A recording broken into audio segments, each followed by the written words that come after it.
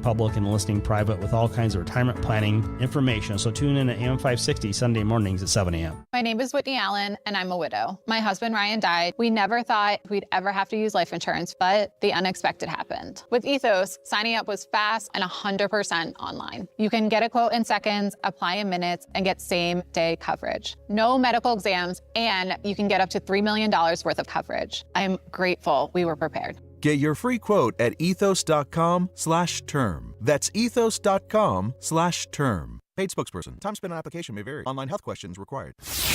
Now, from the Signature Bank Studios, this hour of the Shaun Thompson Show is sponsored exclusively by DonleyAuctions.com. They need your guns. Sell for top dollar. DonleyAuctions.com. From the streets of Melrose Park to the trading floor of the Merc, he's fought for every dollar he's ever earned. And now, with personal liberty and our system of capitalism under assault in America, he's here to seize back our rights from the government. With a cigar in one hand and a copy of the Declaration of Independence in the other, he's Shaun Thompson. And this is the Shaun Thompson Show. Some folks are born made to wave the flag. Ooh, they're red, white, and blue. I remember all of those excuses during American Dark Ages. I remember as one president, one in a 4-year span, did something that took this country 236 years to do, add $9 trillion to the national debt. Obviously. So to be really clear, obviously, the president does not control the price of gasoline. No president does. But what we're seeing right now is this global mismatch between supply and demand. Oil production is lagging behind as the rest of the economy roars back to life after the shutdown. And as Jennifer Granholm was getting out of her stock portfolio at the highs, Jared Bernstein was trying to figure out if the government buys bonds. My next guest knows exactly what they do. You see, he's an emeritus professor of finance at Ramapo College in New Jersey, author of Finance of Healthcare, among with some other fantastic articles. Dr. Murray Sabrin, how are you? Great to be with you, Shaun. You too, you too. This is really something as we watched things recalibrate and change. And I'm curious to know how you view this new boom belt where 11 states are making up over 70% of the GDP, the massive growth taking place in all of the states where growth and money is welcome to be invested.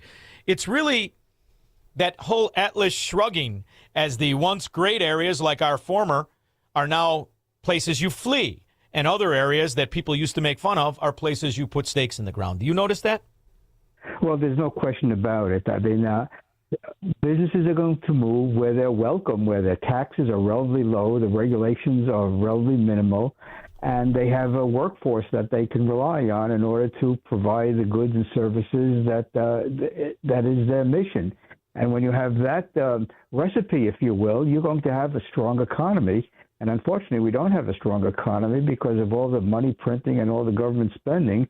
And I take the perspective, Shaun, that I've seen this unfold under Republicans and Democrats, and no one has the high ground here when it comes to fiscal irresponsibility, I'm afraid to say. No, and this is something that I try to convey. It could be myself that's the president tomorrow. You could be my Secretary of the Treasury. And when you have 90%, 95% of policies that give automatic increases into spending, you in fact have signed on to a bankruptcy, to a doom loop of fraud. And most people don't realize this. All of these spending policies and what's called entitlements, they're automatically growing because it's legislated that they do so. And that's shame on the American citizen for allowing this to happen, don't you think?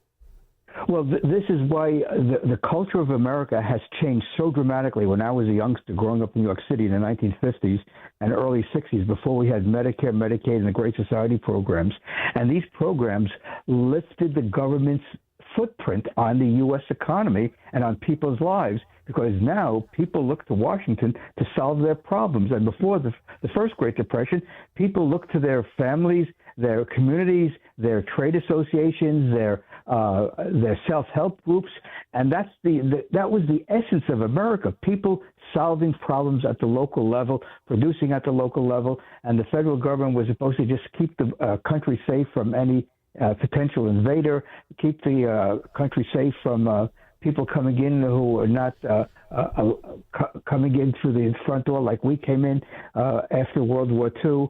And so you have the confluence of a perfect storm, Shaun, of people not being financially independent. And that's why I created the Mafia movement, MafiaUSA.com, Make Americans Financially Independent, which is, I think, the unfinished revolution of 1776. We need to take back the government. We need to take back the responsibility of our own lives and work with our own people through the nonprofit sector, whether it's healthcare, food banks, Habitat for Humanity, other great nonprofits that have been around for decades, that many of them don't rely on any taxpayer dollars. And those are the ones that are strong. The ones that rely on taxpayer dollars are not doing well because they become basically an arm of the government.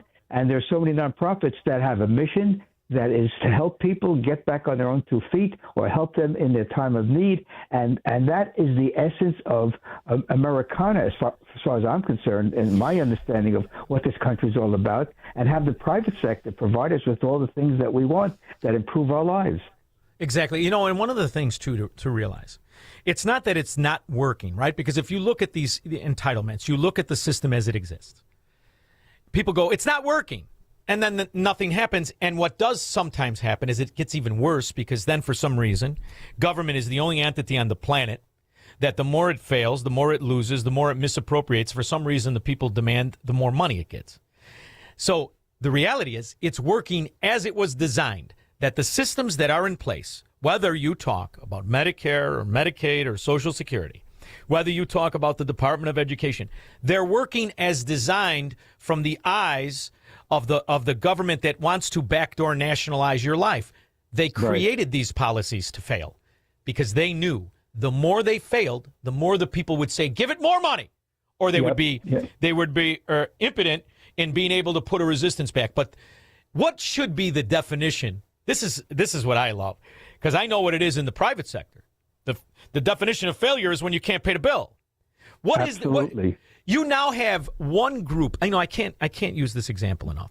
One very small, infinitesimal group of people are directly responsible for the theft of $12 billion in Medicare and Medicaid fraud. One group of people. I mean, it's never been more obvious. So if we can't put a plug in this and say this is what failure, corruption is intended to do, you enrich the very small, the very politically connected. If we can't stop it now, we can never really stop it, can we? No, and this is why I'm looking at the USDebtClock.org website, and the national debt is closing in on $40 trillion, Shaun. You know what a mind-boggling number that is?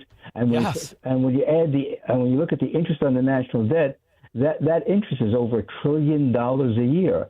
So we have the perfect financial storm unfolding right before our eyes, and Washington, on both sides of the aisle, are burying their heads in the sand and saying, we'll wait till the crisis hits. Well, when the crisis hits, it's going to be very painful for a lot of people who depended upon government checks, taxpayer dollars, in order to survive, whether it's Social Security, Medicare, Medicaid, food stamps, or all the list of the entitlements that we have in this country. Well, there also has to be a recognition that a lot of the people who fall under the Trojan horse of charity and poverty, these people, for the most part, are pulling a Somalia shuffle on us. They're swindling us, like in my old neighborhood, Chicago. I have always believed 60% of food stamps are being frauded and used for cash buyouts. You know, there's a reason they have all those ghetto stores with a tomato can on a shelf. They're paying 30 cents on the dollar to the degenerate who would rather have the money. Now in New York, I don't know if you saw O'Keefe Media Group, who I think he's absolutely fantastic. He did an expose on how SNAP benefits in New York are being used to buy this dope called Kraton or Katon. I don't know what kind of drug it is. It falls under food, and they're using SNAP to buy the dope. So the problem is we keep pretending by giving money to people who are scoundrels and people who have devious natures is going to solve things. It's not. And to me, the way to fix it is I would have new currency. To me, you have to flush out the bad currency. You want to stop that $40 trillion, you have to revamp and tie the currency, the future American dollar, to the land and the natural resources that are in the 94% of the country that is not developed.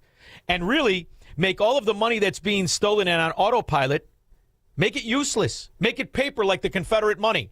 And then you recalibrate the debt, you recalibrate the fraud, because you can't get your way out of it any other way. I don't know how you can do it. And what I'm really fearful of is what the Trump administration is doing, of which I'm a supporter 99% of the time. But this 1% of the time where the government somehow partners and takes an equity stake in businesses, well, they already have an equity stake in every citizen. You take 30% of what everybody makes. Right. What more of an equity stake you're going to take? And if you do that, you really destroy capitalism because you prevent all competition. You can't compete with the government. Yeah, the sad reality, Shaun, is that Mamdani in New York, the mayor of New York, wants to have more socialism by have the city own grocery stores. He wants free this, free that, which of course is not free. Someone has got to pay for it. And Trump and the Trump administration is taking equity stakes in companies, as you pointed out. This is socialism light. And you know who predicted this in 1951? The great Austrian economist Ludwig von Mises, who barely escaped Austria when the Nazis came in 1940. He went to Austria, came to the United States, and he gave a talk in 1951, which was published as an essay, The Middle of the Road Leads to Socialism. What we're seeing today is what he predicted in 1951. Once you have a welfare state, the push is to have a greater welfare state and a greater welfare state and a greater welfare state until you have a socialist state. And that was Mises' point in 1951, and we're seeing it unfold right before our eyes, both at the local level and at the federal level. Rothbard and Ayn Rand, so many knew what we would do. And you know, it all stems from the notion that you can agree to be wrong in the worst word in America politics, compromise. There's no such thing as a compromise. There is only agreeing to be wrong. And this whole middle of the road idea and all of it. And yet, time after time, election cycle after election cycle, the call for civility. Well, I wonder if they understand there is no civil way to fraud somebody. There's just an agreement to fraud somebody. And we know this. We've had this knowledge for 100 years. Why is it so few people who run for office articulate the fact you can never agree to be wrong without being wrong the whole time? Well, this is even in my profession, the academic world, people don't want to admit they're wrong when they do a paper or a book, and people point out the fallacy of what they're saying, or that they're using data that is manipulated either intentionally or unintentionally. And it's hard to say I'm wrong. This is one of the problems with politicians. They never say they're wrong. They never apologize for their mistakes. And we saw this at the hearings the other day with Dr. Fauci. He couldn't answer a question, taking the fifth all the time, about what he did during COVID. He was the guy in charge of this thing. He's trying to pass it on to Trump, but he was the one that told us about the mask, about the 6 feet, that ivermectin was nonsense. When I just read today, 200 members of Congress took ivermectin during COVID. So if it's good for members of Congress, why wasn't it available to the American people, which would have saved countless lives? Because I know a physician personally in New Jersey who I've known for decades. She used ivermectin in her practice to deal with COVID with her patients, and she saved hundreds and hundreds of lives because of that. So Fauci has blood on his hand. The FDA has blood on his hand. The CDC has blood on his hand. Anyone who was involved during healthcare during that period and didn't allow the people to get ivermectin, which has been proven to be a good protocol for these illnesses, and same thing with hydroxychloroquine. So shame on them, because they're not doing what the Hippocratic Oath is: do no harm. But you know as well as I do, they're more interested in specifically older people dying than anything else, because all of the socialism that passed when you were a very young man, all of that socialism is a fraud and a lie in the first place. So there is no such thing as a Social Security trust fund. It doesn't exist. It's a fraud. There is no thing as Medicare or Medicaid. It's just a money shivel. So the government as it sits, you know, when you really look at it, they don't have a vested interest in people being healthy. They don't have a vested interest in people living long enough to collect the promises they made. So why would they help you live long? And if you look at the pharmaceutical industry in the first place, there's no money in these drugs that you had referenced. Right. There's no money Right. in any of this stuff. There's big money in infecting people and making them sicker. You know, it's a fascinating reality because, you know, you think we're talking about the medical industry. You think we're talking about the healthcare industry. You think we're talking about the senior care or Medicare. What we're really talking about is money. It's always about the money. And if you can't understand that the money is intended to be stolen in these policies for 100 years that have failed, and you think somehow they're going to deliver it if we keep funding it, you're as dumb as a Chicago public school taxpayer, aren't you? This is why I've been beating the drum against big government for all my adult life in articles, books, letters to the editor, talk shows like yours, and now my Substack and my Mafia USA website. We have a lot of work to do to get the country back to the vision of what we just celebrated, the 250th anniversary of the Declaration of Independence. I think the founders, if somehow a miracle they could come back, they would be appalled as to what's happened to America. They probably would think that we were taken over by some monstrosity of a government, whether it's a monarchy or a totalitarian regime, because we have more grievances today than we had back in 1776. Oh, yeah. And I outlined that in my Declaration of Independence that's on my Substack at murraysabrin.substack.com from June 4th. And I said, this is what we should be thinking about today in order to get the country back on the road to freedom and prosperity.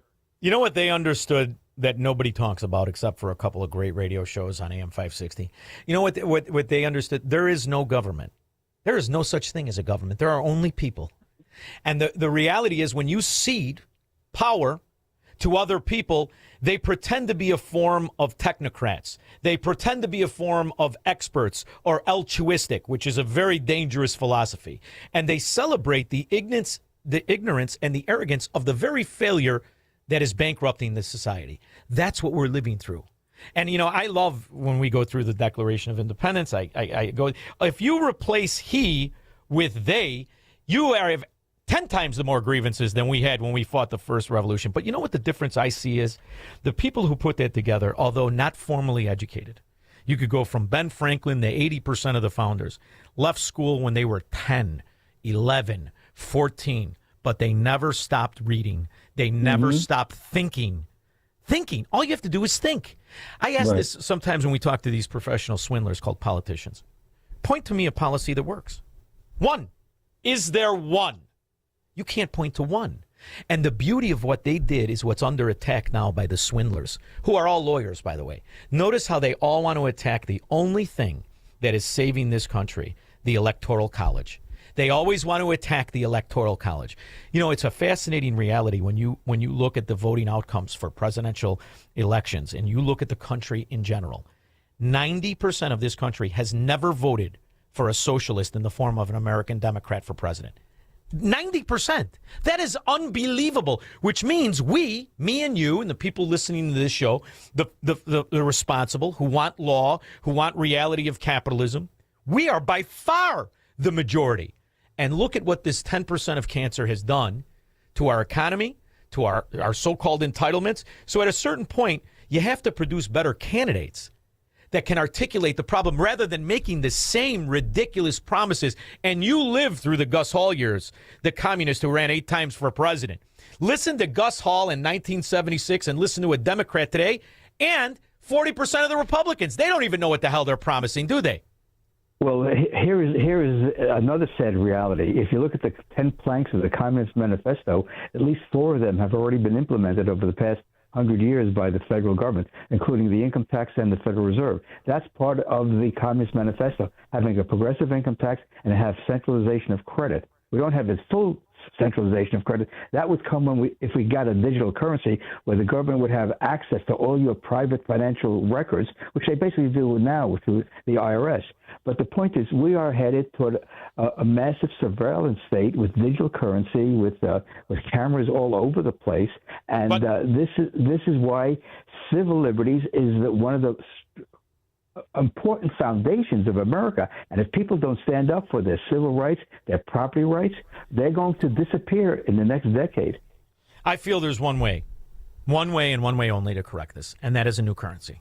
If you look at what happened to the Weimar Republic, And you look at what happened to some other nations that have bought this fraud of just pretending everything's okay when it's not by printing money. Central America, South America, Chile, whatever you want to look at.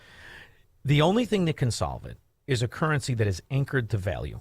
And I think we have the intelligence, especially, I'm very impressed with Scott Bessent. I really am. I think he understands. I think the upper echelon understands. You have to have a currency that is anchored to something that can't be frauded easily, can't be duplicated by promises. You have to have a currency that is anchored to an asset. Now, you could do what the Weimar Republic did in the rebuilding of their currency before Adolf Hitler went bonkers, and you could issue a currency anchored to the benefits in the land.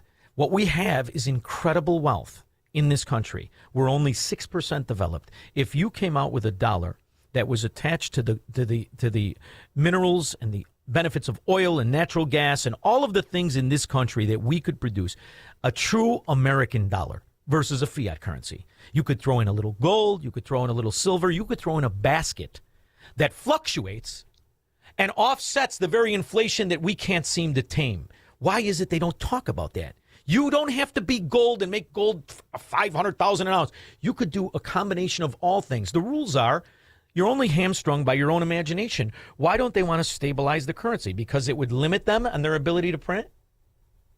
Well, they could stabilize the currency now. All the Federal Reserve has to do is not create any more dollars, and then you stabilize the currency. That's one way of doing it. If you have a fiat money world, which we do, we've had it since 1971. The Federal Reserve could just say we are not going to increase the money supply whatsoever. That we're going to have a stable dollar, and the dollar will be reflecting the value that people place on it by their buying and selling of goods and services in the marketplace. That's how it would work under the current system. We don't have to try to resurrect a commodity basket.